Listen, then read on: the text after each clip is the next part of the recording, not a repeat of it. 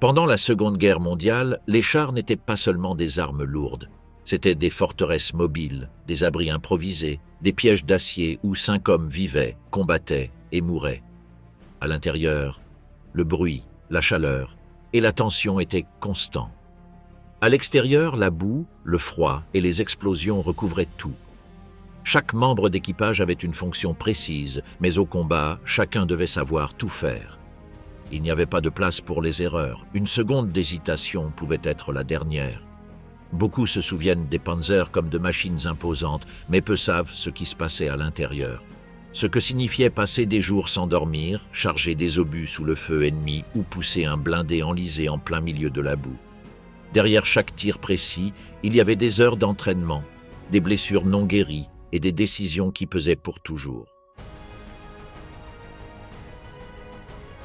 De l'entraînement à la guerre, comment se forgeait un équipage de Hans von Lück était entré dans l'armée juste après avoir terminé ses études. Il passa les épreuves physiques, puis l'instruction des cadets et plus tard les premières manœuvres. Il apprit à donner des ordres, à se déplacer entre les tranchées, à lire des cartes et à se débrouiller avec le minimum en race campagne. Avant de se retrouver en première ligne, on lui enseigna à travailler avec les radios, à vérifier un moteur et à manœuvrer en équipe avec d'autres soldats qui conduisaient également des blindés. Il portait un uniforme différent de celui des autres, avec moins de décoration, mais plus pratique. Lorsqu'il rejoignit une unité Panzer, sa première tâche fut de bien connaître son véhicule. Chaque membre de l'équipage avait une fonction. L'un vérifiait le canon, un autre le moteur, un autre encore les chenilles. Tout devait être contrôlé avant de démarrer. Les entraînements étaient longs. Parfois, il restait des heures enfermé dans le char sans bouger, simulant des attaques venant de différents côtés. Les officiers voulaient qu'il réagisse sans réfléchir, qu'il sache quoi faire même sans rien voir au-delà du viseur. Pendant les exercices, il dormait dans le blindé.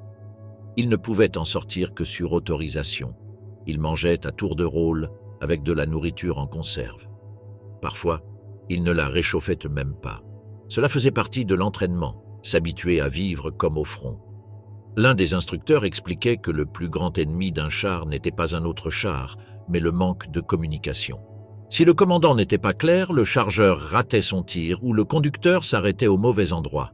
C'est pourquoi il s'entraînait autant avec les radios. Les premières leçons comprenaient aussi la façon de réparer une petite panne en plein combat. On leur apprenait à changer une roue, nettoyer le filtre à air, extraire des projectiles coincés et vérifier les freins moteurs allumés. Tout devait être fait en quelques minutes. Avant chaque exercice, le commandant réunissait son équipage et expliquait le plan. Il leur indiquait où se trouvait l'ennemi, pourquoi ils attaquaient par un côté et combien de temps ils avaient pour se déplacer. Aucune erreur n'était tolérée. Si quelqu'un se trompait, il recommençait tout depuis le début. Les premières fois qu'ils utilisèrent des munitions réelles, le bruit à l'intérieur du char était insupportable. Beaucoup se bouchèrent les oreilles avec des chiffons. Mais les chefs insistaient, il fallait s'habituer au fracas, à la chaleur, à la fumée. Quand ils commençaient à avancer sur un terrain difficile comme la boue ou la neige, les instructeurs descendaient à pied et montraient les endroits où le char pouvait s'enliser. Les conducteurs devaient mémoriser le terrain, car à l'intérieur, on ne voyait que par de petites fentes. En hiver, le char mettait du temps à démarrer. Il devait chauffer l'huile avec un poêle de campagne ou démarrer à la manivelle. Si ça ne marchait pas, il n'y avait pas de mission. Il ne pouvait pas rester en arrière, car un char immobilisé était une cible facile. Pendant les pauses, il nettoyait les armes, vérifiait la radio et graissait les pièces. Parfois, ils dormaient directement sur le sol métallique, utilisant leur veste comme oreiller. Le char était leur maison, leur refuge et leur piège. Lors des manœuvres nocturnes, l'ordre était de se déplacer sans lumière. Ils utilisaient des viseurs ou comptaient simplement les secondes d'avance. Si un char se perdait, ils allumaient une fusée éclairante pour le retrouver. Mais cela signifiait refaire tout l'exercice. Chaque soldat de l'équipe devait connaître la fonction des autres. Si l'opérateur radio tombait, le chargeur devait prendre sa place. Si le conducteur était blessé, le tireur le remplaçait. Tous s'entraînaient à toutes les fonctions. Les jours précédant l'affectation au front, ils revoyaient des situations réelles. Que faire si le char était encerclé? Comment s'échapper s'il était touché? Comment sortir un blessé sans ouvrir la trappe principale? Ils le pratiquaient encore et encore. Les instructeurs utilisaient des explosions contrôlées pour simuler des attaques. Le char tremblait. L'objectif était que l'équipage ne panique pas, qu'il continue à tirer, qu'il maintienne le contact radio. Parfois, ils passaient des jours sans tirer. Ils parlèrent seulement, analysaient les erreurs, répétèrent les ordres et les séquences. Le but était de penser comme un seul, pas comme 5 hommes séparés. Avant d'entrer en combat, ils reçurent une conférence sur la morale. Ce n'était pas une conférence politique, mais un rappel. Ils étaient là pour couvrir l'infanterie, pour ouvrir la voie, pour résister au premier coup. La vie des autres dépendait d'eux. La première destination de von Luck fut la Pologne. Ce n'était plus un entraînement. Maintenant, ils utilisaient des munitions réelles. Le char avançait entre rues et champs ouverts. Le commandant criait des ordres courts. Le conducteur répondait sans poser de questions. Le tireur ne cessait de regarder par le viseur. Lors d'un affrontement, le char de devant fut touché. Il n'explosa pas, mais s'immobilisa. Le commandant ordonna de le contourner. Personne ne parlait. Chacun savait que cela pouvait leur arriver aussi. Pendant une pause, ils descendirent vérifier les chenilles. Un des soldats avait une blessure légère, mais ne se plaignait pas. Le commandant dit seulement « Vite, ce n'est pas un exercice ». À ce moment, tous comprirent que ce qu'ils avaient pratiqué pendant des mois était maintenant réel. Chaque mouvement, chaque erreur, chaque seconde perdue pouvait coûter des vies. Les jours suivants passèrent sans repos. Ils dormaient peu, mangeaient quand ils pouvaient. Certains blindaient. Ils restaient coincés dans la boue ou la neige. D'autres manquaient de carburant. Parfois, ils poussaient tous ensemble le char avec des câbles et des pelles. Von Luck se rappelait qu'une fois, ils avaient dû partir à pied pour chercher une unité voisine. La radio avait cessé de fonctionner. Ils avançaient à travers des champs sous le feu ennemi, mais ils savaient que s'ils ne revenaient pas avec de l'aide, tout l'escadron serait piégé. Une autre fois, le commandant dut prendre une décision en quelques secondes. Reculer ou avancer par une rue étroite où se cachaient des tireurs. Il choisit d'avancer. En arrivant à l'intersection, un coup de feu frôla la tourelle. Le tireur répondit sans hésiter. Lorsqu'ils revinrent à la base temporaire, le char était sale, avec des pièces cassées et une odeur de poudre. Mais il fonctionnait toujours. Chaque homme savait que tant que le moteur tournait, il restait utile. L'entraînement avait servi, pas pour éviter la peur, mais pour que la peur ne les paralyse pas. Ils avaient appris à continuer, même quand tout semblait contre eux. Dans les premiers jours de combat, beaucoup de chars étaient en panne pour des défauts mineurs. Parfois, c'était une courroie lâche ou un problème avec la pompe à carburant. Les équipages savaient qu'ils ne pouvaient pas attendre un mécanicien. Ils devaient réparer eux-mêmes, sous la pluie ou le feu. Si le moteur ne démarrait pas, le commandant donnait 5 minutes. Si ce n'était pas résolu, il fallait abandonner le véhicule. Mais personne ne voulait le laisser. C'était leur seule protection contre les projectiles ennemis. Otto Carius se rappelait comment il avait dû changer le filtre à huile en plein milieu d'une avance. Le moteur perdait de la puissance. Ils s'arrêtèrent quelques minutes dans une tranchée. Le chargeur tenait le couvercle pendant qu'ils vérifiaient. Ils repartirent avant l'arrivée du bombardement suivant. Sur les longs trajets, un des pires problèmes était la fatigue. Le conducteur pouvait s'endormir. C'est pourquoi, de temps en temps, le commandant lui demandait d'échanger sa place avec un autre membre de l'équipage, même si c'était inconfortable. Les routes n'étaient parfois que des sentiers entre les arbres. Le char devait avancer en file indienne. Si le premier s'arrêtait, les autres étaient bloqués. Quand cela arrivait, tout le monde descendait pour vérifier le terrain. Il fallait avancer, peu importait si la boue arrivait jusqu'aux genoux. Pendant la marche, l'opérateur radio maintenait le contact avec les unités proches. Les interférences étaient fréquentes. S'ils perdaient le signal, ils utilisaient des fusées éclairantes, des miroirs ou même criaient depuis l'écoutille. C'était risqué, mais nécessaire. L'intérieur du char était toujours sale. La poussière des chemins entrait par chaque fissure. La sueur imprégnait les sièges. L'odeur d'huile, de métal et de carburant brûlé se mêlait à la fumée des tirs. Il n'y avait pas moyen de le nettoyer à fond. Quand le char passait près d'une explosion, les vibrations secouaient tout. Les équipages se cognaient les uns contre les autres. Mais ils ne s'arrêtaient pas. Ils vérifiaient juste que tout le monde allait bien et continuaient leur route. Lors d'une mission, Carius a dû prendre le contrôle du canon après que le tireur eut subi une coupure au visage. Pendant que le chargeur préparait le projectile suivant, lui visaient. Ils ont tiré 3 fois avant de réussir à reculer. Les tâches à l'intérieur du char devenaient automatiques. Personne n'avait besoin d'explication. Le commandant indiquait une direction. Le conducteur tournait. L'opérateur ajustait la fréquence. Le chargeur préparait le projectile. Le tireur visait et tirait, tout en quelques secondes. Dans les jours les plus difficiles, il passait plus de 12 heures à l'intérieur sans descendre. Il n'ouvrait la trappe que pour respirer ou jeter les douilles vides. Le froid s'infiltrait par les bords de la tourelle. Les mains s'engourdissaient, mais ils ne pouvaient pas s'arrêter. Lorsqu'ils arrivaient à un point de ravitaillement, le repos était bref. Ils remplissaient le réservoir, nettoyaient la lunette, changeaient une pièce desserrée et se préparaient à repartir. Le front était toujours proche. Une fois, le char de Carius a reçu un impact à l'arrière. Il n'a pas explosé, mais a endommagé l'essieu. Ils ont dû le pousser avec un autre blindé jusqu'à une zone sûre. Pendant ce temps, ils utilisaient seulement la radio pour coordonner le mouvement. Les bombardements étaient une menace constante. Quand ils entendaient le bourdonnement, ils coupèrent le moteur et restaient immobiles.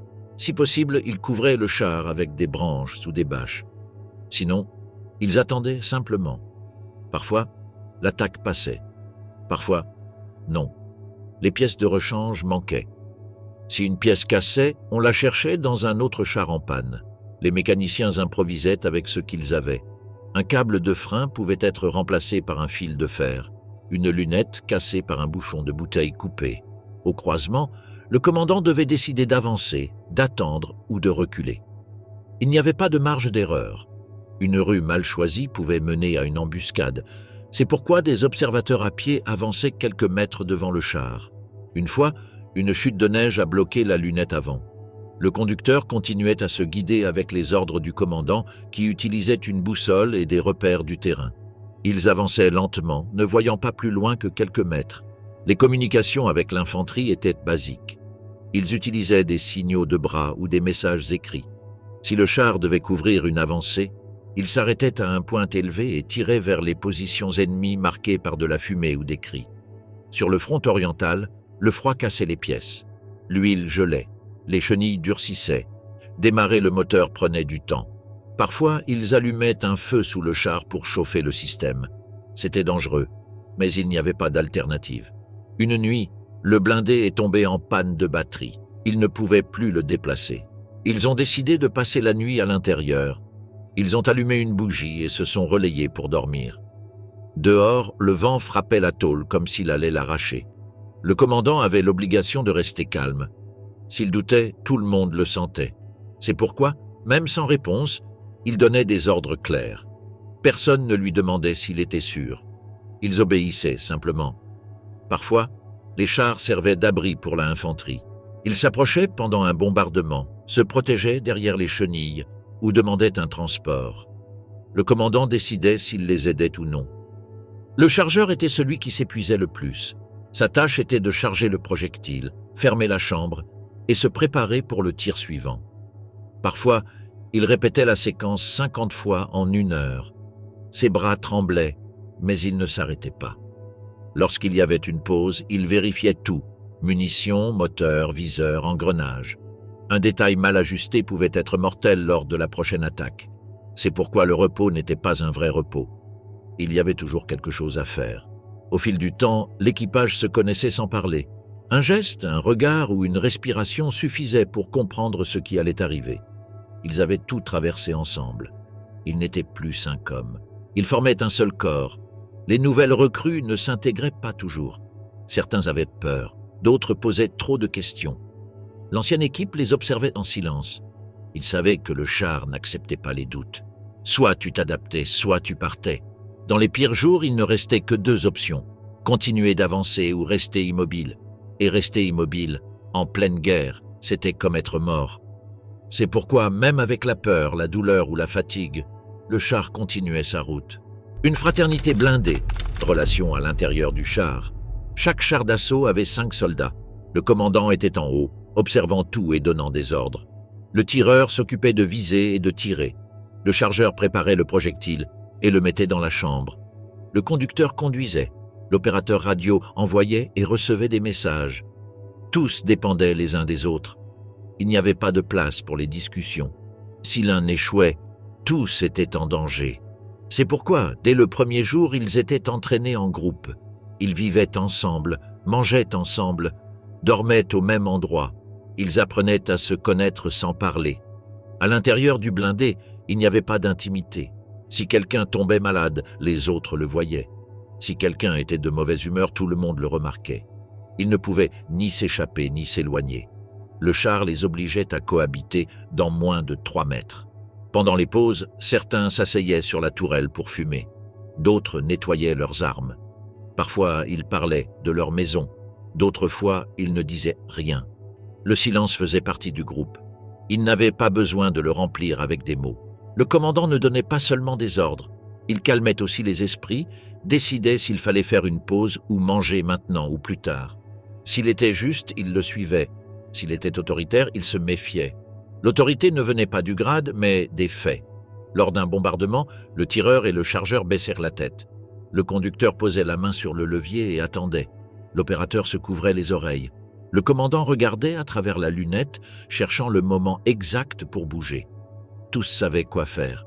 Il n'était pas nécessaire que quelqu'un parle. Parfois, un soldat racontait de mauvaises blagues pour détendre l'atmosphère, ou ils inventaient des paris sur la durée de la mission. Ils riaient peu, mais ces plaisanteries aidaient à respirer. Les bagarres étaient rares, mais elles arrivaient. Une fois, le chargeur s'est disputé avec le conducteur à cause d'une manœuvre mal exécutée. Le commandant les laissa parler. Puis il dit « Soit vous réglez ça maintenant, soit vous mourrez tous les deux demain. » Ils ne se sont plus jamais disputés. Il y avait du respect entre eux. Si l'un était blessé, les autres l'aidaient sans hésiter. Si quelqu'un n'en pouvait plus, les autres le couvraient. Ils savaient que le lendemain, ça pourrait être eux qui auraient besoin d'aide. Chacun connaissait les gestes des autres. Si l'opérateur levait le sourcil, c'était un signe d'interférence. Si le tireur tournait la tête, c'était qu'il y avait quelque chose hors du viseur. Si le conducteur serrait les dents, c'était que le terrain devenait difficile. Quand la nuit tombait, ils se relayaient pour dormir. 2 se reposaient, 3 montèrent la garde. Pas besoin de dire qui allait en premier. C'était décidé d'avance. La routine faisait partie du lien. Les jours sans combat, ils partageaient la nourriture. Parfois, il n'y avait que du pain dur et des saucisses froides. Mais ils les distribuaient sans se plaindre. Si l'un recevait une lettre, il la lisait à voix basse. S'il avait des cigarettes, il en offrait une à chaque compagnon. En hiver, ils dormaient collés pour ne pas geler. En été, ils transpiraient ensemble dans le métal. Ils se relayaient pour ouvrir la trappe et prendre l'air. Chaque minute dehors était un cadeau. Quand l'un recevait de mauvaises nouvelles de chez lui, on n'en parlait pas. On lui passait juste une gourde, une cigarette ou un morceau de pain. Le silence était leur façon d'être là. La confiance était absolue. Si le commandant disait « feu », le tireur ne doutait pas. Si l'opérateur criait « avance », le conducteur ne demandait pas pourquoi. C'était un réseau invisible qui les soutenait. Il y avait des rituels qu'ils répétaient toujours. Avant une mission, l'un disait « on va par la droite ». Un autre répondait « mais on tourne à gauche si besoin ». Ça n'avait pas de sens, mais c'était leur manière de se préparer. Les blagues internes les faisaient rire même dans les moments tendus. Ils donnaient des noms aux chenilles, parlaient au moteur comme s'il était une personne.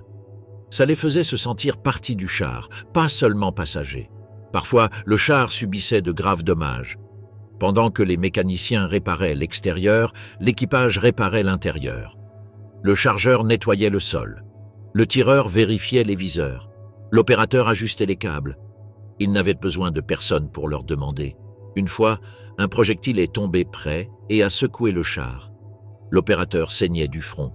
Le conducteur avait l'épaule déboîtée. Mais ils ne sont pas sortis. Le commandant dit « c'est presque fini, tenez bon ». Et ils ont continué. Si l'un mourait, on ne parlait pas pendant des heures. Le nouveau remplaçant arrivait en silence. Il prenait la place de celui qui n'était plus là. Quelqu'un lui apprenait vite les bases. Les autres continuaient. Il n'y avait pas de temps pour le deuil. Même si ce n'était pas dit, ils prenaient soin les uns des autres. Si l'un ne mangeait pas, les autres le remarquaient. Si l'un parlait peu, il lui faisait une blague. Si quelqu'un avait de la fièvre, il se relayait pour le couvrir. Il n'avait pas besoin d'ordre pour ça. Le char ne pardonnait pas les erreurs. Mais à l'intérieur, ces 5 hommes devenaient une seule unité. Ils lisaient les gestes, partageaient la peur et se couvraient les uns les autres. Le lien qu'ils créaient à l'intérieur ne se rompait ni avec le temps, ni avec la distance. Quand un nouveau membre arrivait, ils l'observaient sans rien dire. Peu importait son grade ou ses médailles. L'important était s'il savait faire son travail et s'il supportait la pression. Le char n'avait pas de place pour les faibles ni pour les hésitants. Pendant les premières heures, le nouveau était mis à l'épreuve. Le chargeur lui laissait une caisse plus lourde, l'opérateur lui donnait une mauvaise fréquence, le conducteur freinait brusquement. Ce n'était pas par méchanceté, c'était pour savoir s'il était prêt à ce qui allait venir. S'il résistait, il l'acceptait. S'il échouait, il le remplaçait. Le groupe devait fonctionner comme une machine. Si une pièce ne s'emboîtait pas, tout se bloquait, et à la guerre, ça coûtait des vies. La communication entre eux était simple. Cris courts, signes de la main, regards rapides. Ils n'utilisaient pas de longues phrases. Il n'y avait pas de temps. Le bruit du moteur, du canon et de la radio ne laissait pas place aux conversations. Parfois, la radio tombait en panne. Alors l'opérateur écrivait des messages sur des petits papiers et les passait de main en main. S'il n'y avait pas de lumière, ils utilisaient une lampe torche recouverte de tissu. Le message devait arriver, quoi qu'il en coûte. Dans les moments calmes, ils se souvenaient des noms de villes, d'amis, de plats. Ils ne parlaient pas beaucoup de l'avenir, juste du jour qu'ils avaient devant eux. Chaque mission pouvait être la dernière. Il y avait des règles non écrites. Personne ne mangeait seul. Personne ne dormait si un autre continuait à travailler. Personne ne quittait le char sans prévenir. Personne ne prenait de décision seul. Ces règles ne venaient pas de l'armée, elles venaient d'eux-mêmes. Pendant les réparations longues, ils se relayaient pour chercher des pièces, vérifier les plans ou faire la garde. Personne ne restait sans rien faire. Chacun trouvait quelque chose à faire. Le char devait être prêt au plus vite. Une fois, le conducteur est tombé malade. Le tireur a pris sa place. Le commandant a ajusté la route. Le chargeur a vérifié le terrain. Il n'a pas fallu réorganiser quoi que ce soit. Il savait déjà comment bouger sans explication. Sur le champ de bataille, la confiance était aveugle. Le commandant indiquait un virage. Le conducteur le faisait sans demander. Le tireur visait où on lui disait. Le chargeur anticipait le tir. L'opérateur savait quand appeler des renforts. Quand il n'y avait pas de combat, la tension ne disparaissait pas, elle restait dans l'air. N'importe quel bruit étrange, n'importe quel message à la radio pouvait tout changer. C'est pourquoi ils étaient toujours en alerte, même quand ils riaient. La routine était dure. Chaque matin, ils vérifiaient le moteur, la pression, les niveaux d'huile. Le chargeur comptait les projectiles. L'opérateur testait la radio. Le tireur ajustait la mire. Le commandant supervisait tout. Si quelque chose ne fonctionnait pas, il ne sortait pas. Parfois, un char du peloton tombait hors service. L'équipage allait aider, pas parce que c'était un ordre, mais parce qu'ils savaient que demain, ce pourrait être eux qui auraient besoin d'aide. Le respect se gagnait sur le terrain, pas avec des discours ni des bavardages. Si quelqu'un rampait sous le feu pour réparer un train de roulement, ils l'admiraient. S'il sortait un blessé du char sans hésiter, ils avaient confiance en lui. Le courage se montrait par les actes. La relation entre eux était si forte qu'il suffisait souvent d'un mot pour calmer une dispute. Ils savaient jusqu'où ils pouvaient se pousser. Si l'un était à bout, ils ne le poussaient pas plus loin. Ils le couvraient jusqu'à ce qu'il se remette. Les jours les plus longs, certains dormaient assis. D'autres appuyaient la tête contre la paroi du char. Ils se relayaient pour assurer la surveillance. Si quelqu'un ronflait, on le réveillait d'un léger coup. Il n'était pas nécessaire de parler. Les histoires personnelles passaient au second plan. Ils pouvaient passer des semaines sans connaître le nom de famille de l'autre. Ce n'était pas important. L'important était de savoir tirer, conduire, réparer ou communiquer. Quand ils arrivaient dans une zone de repos, ils ne partaient pas chacun de leur côté. Ils s'asseyaient ensemble, mangeaient ensemble, dormaient proches. Le groupe restait uni même en dehors du char. C'était leur façon de rester solide. Aux adieux, il n'y avait pas de larmes, juste une poignée de main, une phrase courte, un silence partagé. Si quelqu'un partait blessé ou transféré, il n'y avait pas de cérémonie. On acceptait simplement et on continuait. Il y avait des moments où le char était leur seul refuge. Dehors, l'artillerie tombait, il pleuvait ou neigeait. À l'intérieur, il faisait chaud ou froid, mais au moins ils étaient ensemble. Ils savaient que tant que le moteur fonctionnait, ils avaient une chance. Avec le temps, Ils n'avaient plus besoin de réfléchir. Ils agissaient comme une équipe automatique. Chacun savait ce qui venait après. Pas parce que quelqu'un le disait, mais parce qu'il le sentait. La synchronisation était totale. Lors d'une bataille, un projectile a touché le char. L'opérateur est tombé blessé. Le chargeur a pris sa place. Le conducteur a suivi la route. Le commandant a demandé un tir de couverture. Le tireur a tiré sans s'arrêter. Personne n'a crié.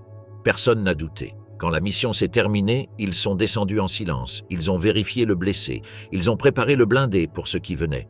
Ils ne savaient pas s'il y aurait une autre attaque. Mais ils étaient prêts. Ce groupe, enfermé dans une boîte d'acier, est devenu inséparable.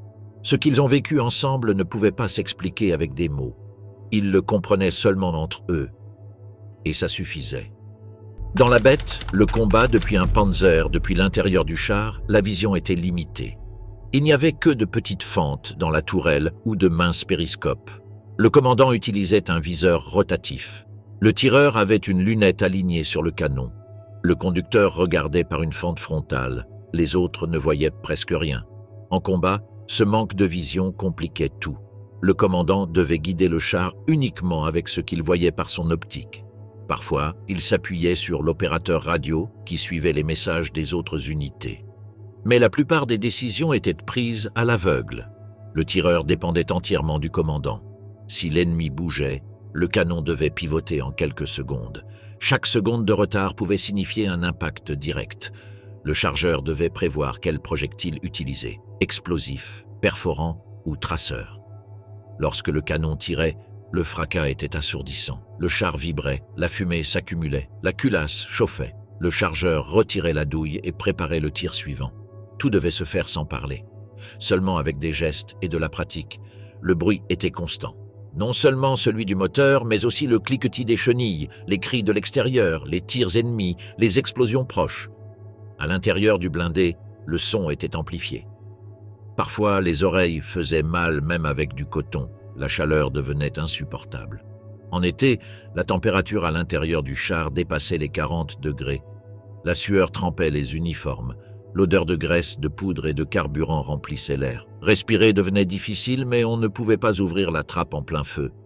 La claustrophobie affectait les nouveaux. Certains transpirèrent plus que la normale, d'autres respirèrent vite. Le commandant les regardait sans rien dire. S'ils ne tenaient pas, ils ne remontèrent pas dans le char. L'espace à l'intérieur ne pardonnait pas la peur. Lors d'une bataille à l'est, le char d'Otto Carius fut encerclé par l'ennemi. Ils ne pouvaient rien voir au-delà de quelques mètres. Ils savaient seulement qu'ils étaient sous le feu. Le commandant cria les coordonnées. Le tireur fit pivoter la tourelle. Le chargeur introduisit le projectile. Ils tirèrent sans réfléchir. Chaque mouvement faisait partie d'une chaîne. Si l'un échouait, tout s'arrêtait. Dans un combat rapproché, il n'y avait pas de temps pour corriger les erreurs. Il fallait réussir du premier coup. Parfois, le char avançait entre les arbres ou les maisons en ruine. Le conducteur devait avancer sans voir. Il suivait seulement les indications du commandant qui utilisait le périscope et frappait sur le casque. Un coup à droite, 2 à gauche, 3 pour freiner. Quand l'ennemi était proche, les projectiles ricochaient sur la coque. Le son était sec. Certains tremblaient en l'entendant. D'autres ne bronchaient pas. Ils savaient que tant que le blindage tenait, ils pouvaient continuer. Le tireur ajustait sa visée en quelques secondes. Il réglait le viseur selon la distance. Le chargeur suivait. Si le canon se bloquait, le commandant ordonnait de reculer. Mais il s'arrêtait rarement. Dans un combat, la radio fut saturée. L'opérateur dut la débrancher et travailler avec des messages courts. Le commandant continuait à hurler des ordres. Le chargeur se brûla la main avec une douille chaude. Il ne s'arrêta pas. Il changea simplement de main. Le sol du char vibrait à chaque impact. Les outils sautaient, les douilles roulaient. L'huile fuyait. La fumée faisait brûler les yeux. Mais l'équipage continuait comme si de rien n'était. Il s'était entraîné pour ça. Les explosions proches soulevaient légèrement le char. Le conducteur maintenait la marche. Si le sol devenait meuble, les chenilles glissaient. Le commandant devait décider de continuer ou de dévier. Il n'y avait pas de temps pour réfléchir. Dans un autre affrontement, une grenade tomba sur la tourelle. Elle n'explosa pas. Elle laissa seulement une bosse. L'opérateur rit. Le chargeur lui dit d'arrêter de tenter le sort. Le commandant ne dit rien. Il continua seulement à regarder dans le viseur. Les trappes ne s'ouvraient que lorsque le danger passait. Si quelqu'un essayait de se montrer avant, Il pouvait recevoir une balle en plein visage. C'est pourquoi beaucoup préféraient l'enfermement. À l'intérieur, au moins, ils savaient à quoi s'attendre. L'humidité s'accumulait sur les parois du blindé. Parfois, de l'eau coulait du plafond.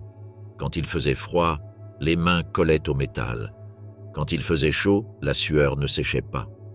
Mais personne ne se plaignait. C'était une partie du travail. Le chargeur devait bouger rapidement les bras, mais avec précision. S'il laissait tomber une douille, le système pouvait se bloquer. S'il introduisait mal le projectile, il endommageait le canon. Tout devait se faire les yeux grands ouverts et sans nervosité. Au loin, le commandant voyait l'éclair d'un autre char ennemi. Il ordonnait de s'arrêter. Le tireur visait, le tir partait. S'il était précis, l'ennemi brûlait. En cas d'échec, la contre-attaque arrivait. Le temps entre les deux n'était que de quelques secondes. Le char avançait parmi les décombres, la fumée et les corps. Il ne pouvait pas s'arrêter pour regarder. Si quelque chose se mettait en travers, il le poussait avec les chenilles. Ce n'était pas par cruauté, c'était par nécessité. En plein combat, la concentration était totale. Personne ne parlait inutilement. Le commandant observait. Le tireur suivait sa cible. Le chargeur préparait le tir suivant. Le conducteur attendait l'ordre pour bouger. L'opérateur réglait la radio et écoutait. Le char se transformait en une machine de réaction rapide. Chaque seconde comptait. Chaque geste pouvait décider s'il restait en vie ou devenait de la ferraille. Quand le blindé s'immobilisait, la panique était silencieuse. Personne ne criait. On entendait seulement les coups sur le moteur, les tentatives pour le démarrer, les ordres brefs. Si le moteur ne redémarrait pas, ils savaient que dans quelques minutes, on viendrait pour eux. Ottokarius racontait qu'une fois, lors d'un affrontement avec des chars T-34, son véhicule avait été touché à la tourelle. Le coup n'était pas entré, mais la vibration avait étourdi le tireur. Le commandant saisit le viseur, ajusta la direction et cria aux chargeurs. Ils tirèrent sans pause. Dans ces moments-là, le temps s'arrêtait. Ils ne savaient pas si 5 minutes ou une demi-heure s'étaient écoulées. Tout n'était que tirer, recharger, avancer, reculer, attendre le prochain coup. Parfois, il n'y avait pas d'ennemis visibles, seulement des tirs. Le commandant décidait où viser grâce au son, à la fumée ou à la logique. Le tireur suivait l'indication sans hésiter. Si le viseur se salissait de boue, le commandant utilisait un chiffon ou même sa manche pour le nettoyer. S'il se cassait, ils utilisaient la trappe malgré le risque. Le char ne pouvait pas rester aveugle. En terrain difficile, le conducteur devait avoir du doigté. S'il tournait trop, le char s'enlisait. S'il accélérait brusquement, les chenilles patinaient. Chaque mouvement était calculé, même sous pression. L'intérieur du blindé était étroit. Quand il bougeait, les corps se heurtaient. Si quelqu'un perdait l'équilibre, il se cognait contre le métal. Il y avait des bleus, des coupures, des brûlures. Personne ne se plaignait. Il se repositionnait simplement et continuait. Lors d'une opération, le chargeur s'est coupé avec une douille cassée. Il saignait, mais ne s'arrêtait pas. Le tireur lui passait les projectiles d'une main tout en visant de l'autre. L'opérateur utilisait la radio et, en même temps, essuyait la sueur de son front. Le commandant ne pouvait pas regarder en arrière. Il faisait seulement confiance au fait que les autres faisaient leur travail. Il ne pouvait pas perdre de temps. Le viseur était son seul monde. Le reste était entre les mains de l'équipage. Parfois, le char tirait sans savoir si la cible avait été détruite. Il n'y avait pas de temps pour vérifier. Si le canon ne surchauffait pas, il continuait à tirer. Quand le canon surchauffait, on le laissait refroidir. Pendant ce temps, il se déplaçait vers une nouvelle position. Le conducteur recevait l'ordre avec une tape sur l'épaule. Il savait qu'il devait avancer en zigzag, sans s'arrêter. Les petites balles ne pénétraient pas le blindage, mais elles résonnaient comme des pierres frappant une boîte métallique. Les novices se recroquevillaient en les entendant. Les vétérans savaient que tant qu'une grenade n'entrait pas, ils étaient en sécurité. Le chargeur devait anticiper. Si le tireur disait « perforant », il devait l'avoir prêt. S'il hésitait, ils perdèrent des secondes. Et une seconde pouvait faire la différence entre être cible ou chasseur. L'opérateur ajustait les fréquences tout le temps. S'il entendait des interférences, il changeait. S'il recevait des coordonnées, il les notait et les transmettait rapidement. Parfois, il utilisait du papier. D'autres fois, il les disait à voix haute et claire. En combat, les douilles usagées s'empilaient au sol. S'ils ne les enlevèrent pas, elles gênaient le passage. Certains les jetaient par la trappe, d'autres les gardaient pour les compter ensuite. Une fois, le char s'est retrouvé entre deux bâtiments. Le commandant hésita. Il ordonna de tourner la tourelle vers la gauche. Le tireur obéit. L'ennemi tira depuis la droite. La tourelle pivota à nouveau. Ils tirèrent sans viser. Le projectile traversa le mur. L'ennemi tomba. Après le combat, le char était couvert de suie, de débris métalliques et de terre. À l'intérieur, tout était sale, humide, marqué. Mais il fonctionnait encore. Et c'était ce qui comptait. En descendant, personne ne parlait. Ils se regardaient seulement. Si tous étaient vivants, ils respiraient profondément. Si quelqu'un ne descendait pas, le silence durait plus longtemps. Le commandant le notait. Les autres ne posaient pas de questions. Les ordres étaient secs. Nettoyer le canon, vérifier le moteur, changer les munitions, faire le plein. Personne ne perdait de temps. Ils savaient que le prochain combat pouvait arriver dans quelques heures. Le char était leur monde. De l'intérieur, la guerre, c'était du bruit, de la chaleur, des chocs et de l'obscurité. Mais c'était aussi de la précision, des réflexes, de la confiance et de la routine. Tant qu'ils roulaient, ils étaient vivants. Ennemis redoutés face au T-34 et au Sherman. Le commandant du char savait que combattre un T-34 n'était pas la même chose que de se battre contre de l'infanterie. Quand ils en voyaient un, tout le rythme changeait. Le ton de la voix montait, les ordres étaient plus courts, le tireur tendait les bras. Le chargeur préparait les projectiles perforants. Le conducteur ralentissait. Personne ne respirait plus que nécessaire. Sur le front de l'Est, les chars soviétiques apparaissaient soudainement, traversant les arbres ou les collines. Parfois, ils arrivaient en groupe, d'autres fois un seul. Mais un seul était déjà dangereux. Le T-34 pouvait encaisser plusieurs tirs avant de s'arrêter. Il était rapide, difficile à voir et compliqué à détruire. La première règle était de tirer en premier. Si l'ennemi avait le temps de viser, il touchait presque toujours. C'est pourquoi, à la vue d'un T-34, le commandant ordonnait un arrêt immédiat. Le tireur ajustait la mire. Le chargeur préparait le projectile correct. Tout devait être prêt avant que l'autre ne s'en rende compte. Une fois, Ottokarius affronta 3 T-34 en même temps. Son char était en position élevée. Il ordonna de ne pas bouger. Il attendit que le premier tourne la tourelle. À cet instant, ils tirèrent. Le projectile traversa le flanc. Le deuxième char ennemi répondit, mais le tir passa au-dessus. Le tireur tourna la tourelle et tira de nouveau. Un autre coup au but. Le troisième s'enfuit. Les combats contre les Sherman étaient différents.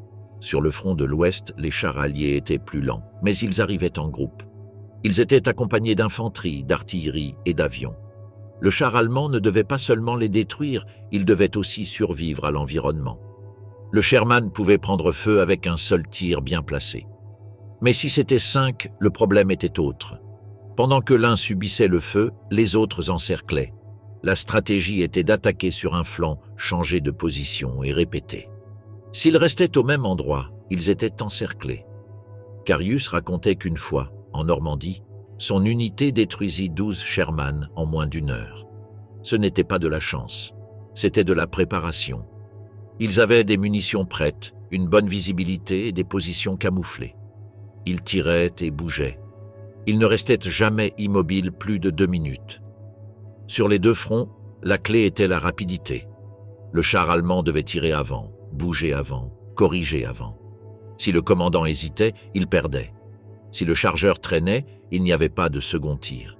Si le conducteur freinait mal, ils étaient exposés. Quand un projectile ennemi frappait sans pénétrer, le son était sec, comme un coup de marteau. S'il pénétrait, il y avait du feu, de la fumée et des cris. Le char se remplissait de gaz. Parfois, le feu atteignait les cartouches. S'il ne sortait pas vite, il ne sortait jamais. La peur était réelle. Personne ne le disait, mais tous la ressentaient. Voir un T-34 à 100 mètres, c'était avoir la gorge sèche. Entendre le rugissement d'un moteur Sherman, c'était serrer les dents. Mais on n'en parlait pas, on agissait seulement. Lors d'un combat en Biélorussie, le char de von Luck fut surpris par un groupe de T-34 cachés derrière une colline. Le premier tir ennemi passa au-dessus. Le commandant cria la direction. Le tireur tira avant que le deuxième ennemi ne réponde. Puis ils changèrent de position. Ils tirèrent à nouveau sous un autre angle.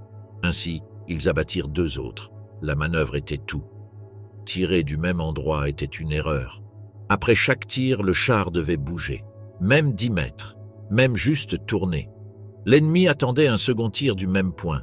S'il ne le faisait pas, il survivait.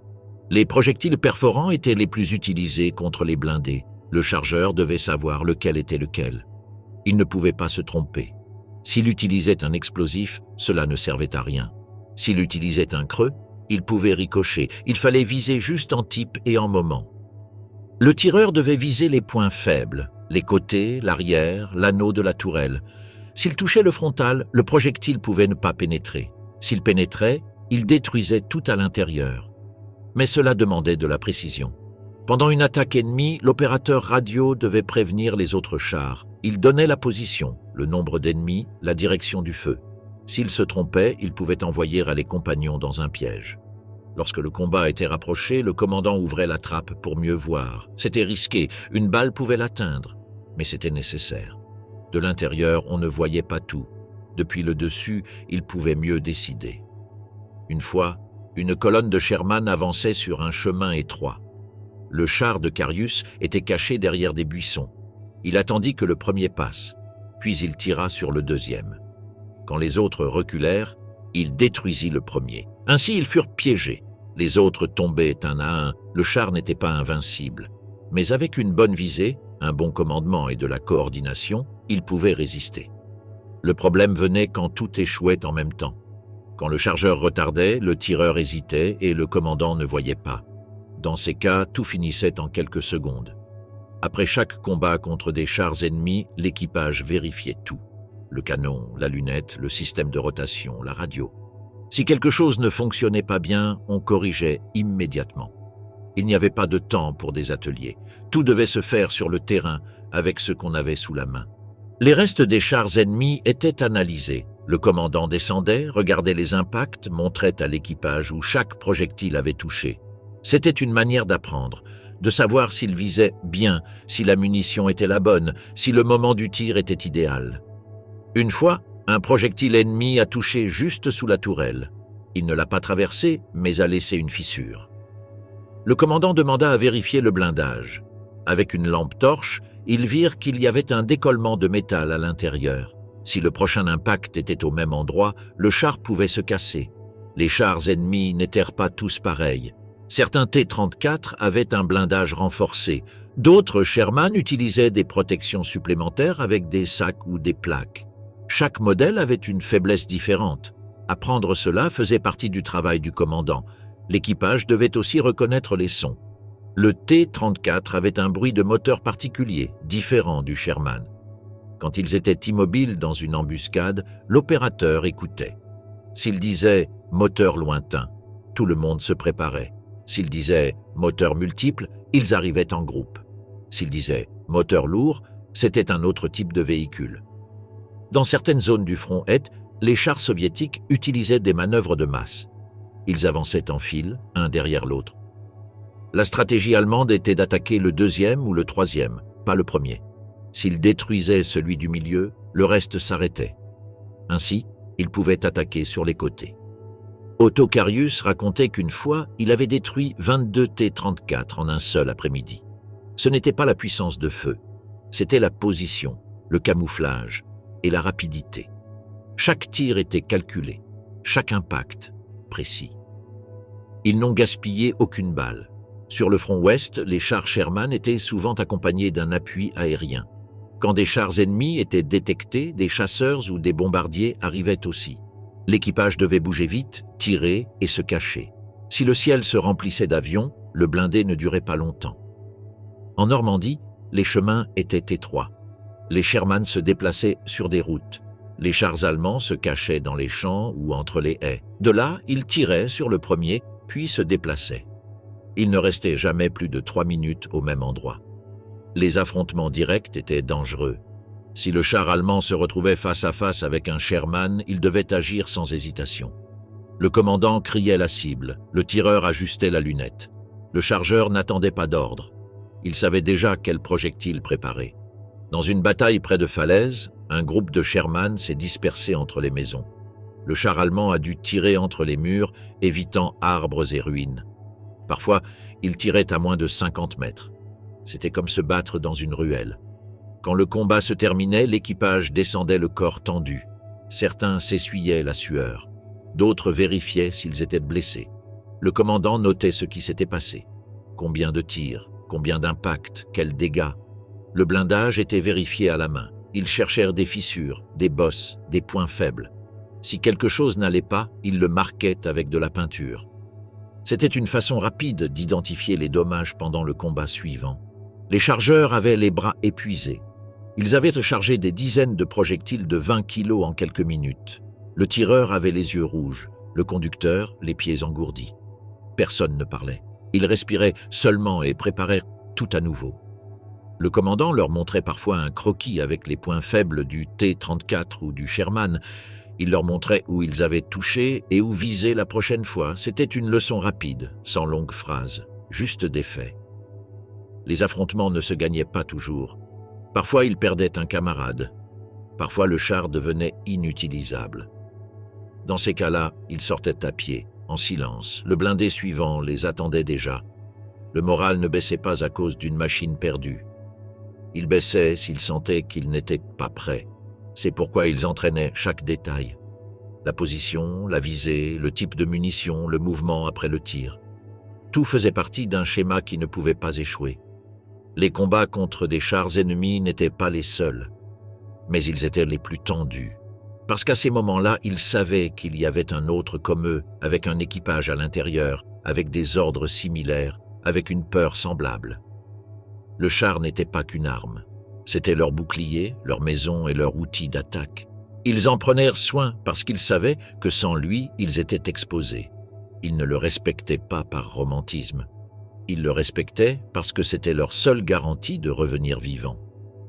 Conditions extrêmes, froid, faim, fatigue et boue. La vie dans le char n'était pas seulement faite de tirs et de manœuvres. Le corps souffrait de l'intérieur. Ils dormaient peu, mal mangeaient et le froid leur gelait jusqu'aux os. Chaque jour était un défi pour tenir un peu plus. En hiver, le métal gelait, les mains collaient à l'acier, le souffle formait du givre sur la lunette.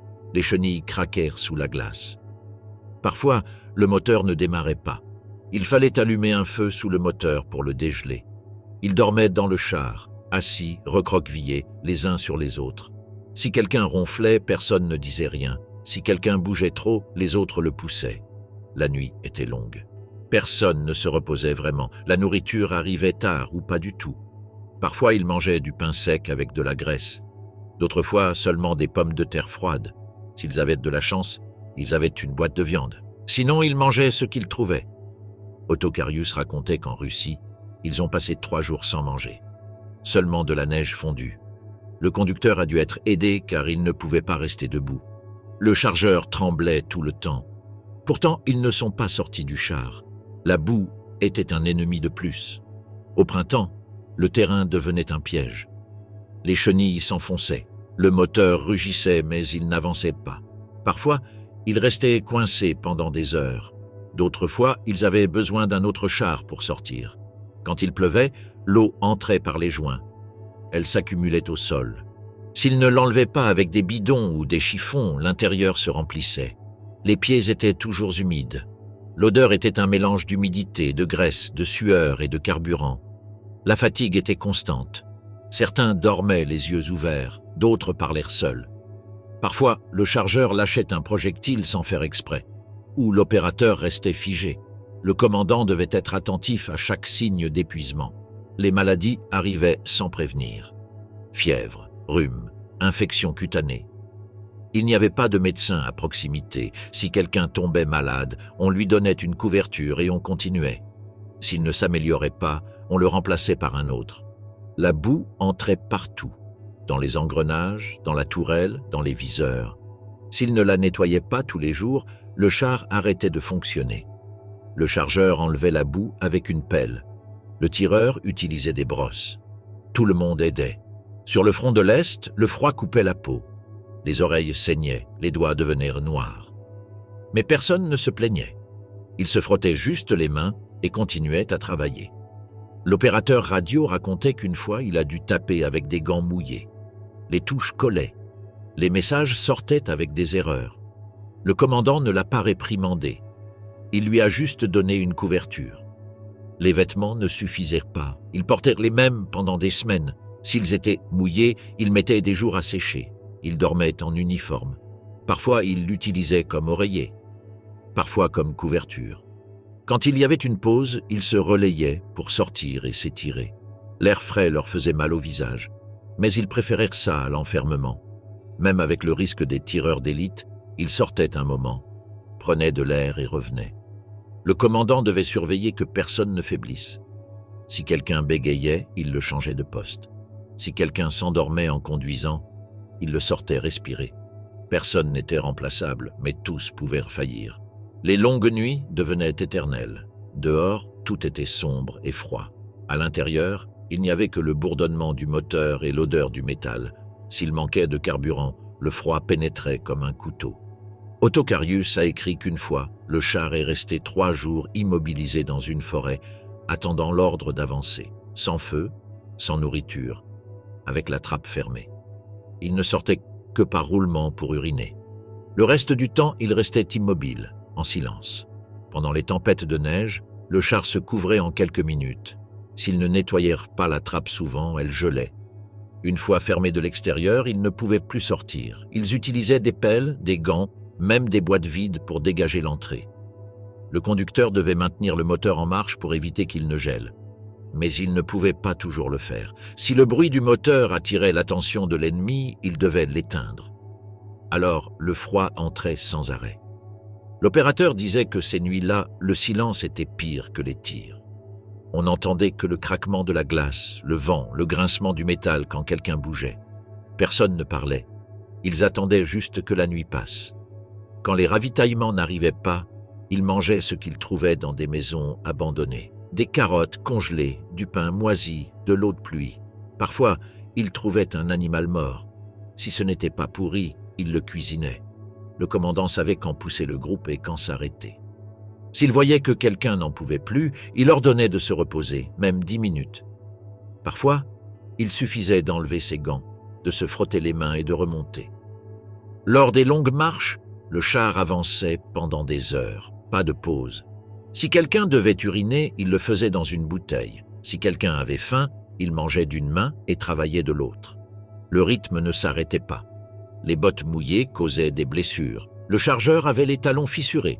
Le tireur, les doigts empoulés.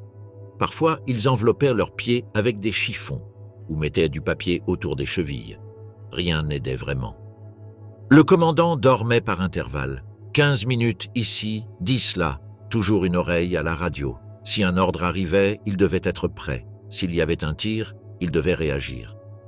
Au milieu de la boue, le char devenait un piège. S'il s'embourbait, il ne pouvait ni avancer ni reculer. Les chenilles patinaient, le moteur rugissait, la terre les avalait. Dans ces cas-là, tout le monde descendait et poussait. Une fois, Ottokarius a raconté qu'ils ont passé 8 heures à essayer de sortir le char de la boue. Ils ont utilisé des troncs, des pierres, des plaques de métal. Rien ne servait. Jusqu'à ce qu'un autre blindé les tire avec une chaîne, tout couvert de boue, jusque dans les yeux. Les mains gercées par le froid faisaient mal pour charger les munitions. Le chargeur ne portait pas de gants parce que cela ralentissait ses gestes. Il avait les jointures cassées, la peau ouverte. Mais il ne se plaignait pas. Il demandait juste un chiffon sec. Le char se remplissait de vapeur à l'intérieur. S'ils ne ventilèrent pas, l'eau coulait du plafond. Le tireur utilisait sa manche pour sécher la lunette. L'opérateur utilisait sa casquette pour nettoyer la radio. Tout servait. En été, le problème était autre. La chaleur à l'intérieur du char était comme un four. L'air ne circulait pas. La sueur coulait dans le dos. L'uniforme collait au corps. Parfois, il s'évanouissait à cause de la chaleur. L'essence provoquait des maux de tête, l'odeur était partout.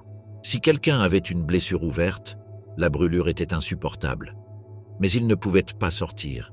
Il n'y avait pas d'abri dehors, seulement le char. Quand la nuit tombait, le moteur s'éteignait et tout devenait silencieux. Seul le souffle des compagnons, le goutte à goutte de l'eau, le craquement du métal.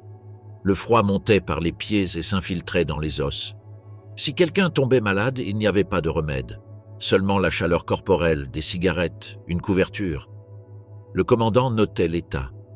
Si ça ne s'améliorait pas en 2 jours, il était remplacé. Personne ne protestait. Personne ne disait rien. Après des semaines dans ces conditions, la peau se fendillait, les muscles faisaient mal, l'esprit devenait lent. Certains voyaient des choses qui n'étaient pas là. D'autres parlaient en dormant. Mais personne ne renonçait. Le char n'avait pas de toilette. Ils utilisaient des boîtes ou sortaient par tour. Si l'ennemi était proche, ils tenaient bon. S'ils n'en pouvaient plus, ils s'éloignaient de quelques mètres. Ils revenaient vite, sans parler. Le commandant devait les garder en alerte. Il répétait les ordres. Il leur demandait de nettoyer les armes, de vérifier les munitions. Ce n'était pas par routine. C'était pour garder la tête occupée. S'ils pensaient trop, ils craquaient. Blessures, pertes et la fin du chemin. En combat, le danger ne prévenait pas. Une seconde avant, ils étaient prêts. La suivante, tout devenait fumée, feu et confusion. Lorsqu'un projectile touchait, le son était sec, comme une porte géante qui claque. S'il pénétrait, on ressentait une pression dans la poitrine, une rafale de chaleur, puis plus rien. Le chargeur était celui qui prenait le plus de risques. Il était près du canon. Si quelque chose explosait, c'était le premier à tomber. Beaucoup sont morts sans pousser un cri. Ils s'effondraient simplement avec le casque de travers et les yeux ouverts. Ottokarius racontait qu'un jour, après avoir reçu un impact latéral, son compagnon de tourelle est resté coincé. Ses jambes étaient restées sous une plaque pliée. Carius a essayé de le sortir, mais le feu commençait déjà. Il a dû choisir entre le sortir ou fermer l'écoutille. Il a fermé. La douleur de perdre quelqu'un de l'équipe était sèche, sans larmes. Juste un silence qui durait des jours. Personne ne le nommait. Personne ne disait « désolé ». On laissait simplement ce siège vide jusqu'à ce qu'un autre arrive. Quand le char était hors de combat, il fallait courir. Si le feu atteignait les munitions, tout explosait. Certains sortaient à temps, d'autres non. Le commandant était toujours le dernier à quitter le véhicule. Parfois, on les retrouvait ensuite, carbonisés, recroquevillés, le casque fondu, les bottes encore aux pieds. Il était impossible de les reconnaître. Seul le numéro de série du char permettait de savoir qui avait été à l'intérieur. Les blessures n'étaient pas toujours visibles. Le tireur qui ne réagissait plus, l'opérateur qui tremblait en allumant la radio, le conducteur qui faisait des cauchemars. Ils restaient tous à leur poste. Personne ne demandait de repos. Une fois, Von Luck racontait comment un char ami avait explosé juste devant eux. Le feu éclairait l'intérieur. Le chargeur est resté immobile pendant plusieurs minutes. Puis il a repris son travail comme si de rien n'était. Mais il ne parlait plus. Les hôpitaux de campagne étaient loin. Si un membre d'équipage était blessé mais pouvait marcher, il partait par ses propres moyens. Sinon, il restait à l'intérieur jusqu'à la fin de la mission. Ce n'est qu'alors qu'on le faisait descendre. Les blessures graves étaient soignées avec des bandages, de la morphine et de la chance. Si un bras s'infectait, on l'amputait. Si une jambe saignait beaucoup, on la serrait avec des ceintures. Il n'y avait pas de chirurgien, ni d'anesthésie, ni de temps. Quand la guerre touchait à sa fin, beaucoup de chars étaient sans peinture, sans pièces originales, rafistolés avec du métal d'autres véhicules. Le blindage avait des rustines, les chenilles étaient inégales, mais ils continuèrent d'avancer. Le moral était bas. Les radios annonçaient des retraites, des pertes, des ordres confus. Mais le char devait continuer à sortir. S'il y avait du carburant et des munitions, on se battait. Sinon, on reculait à pied. Dans les derniers mois, le front s'effondrait. Le char n'avançait plus avec confiance. Ils allèrent de village en village, attendant une embuscade, une mine, un ordre de retraite. Il n'y avait plus d'offensive. Juste des tentatives pour tenir un peu plus longtemps. Les unités étaient incomplètes. Il manquait des membres d'équipage, il manquait des pièces. Certains chars sortaient avec seulement 3 hommes. Le chargeur faisait aussi opérateur. Le commandant utilisait la radio. Le tireur dormait debout. La nourriture manquait. Les bottes avaient des trous. Les mains ne guérissaient plus.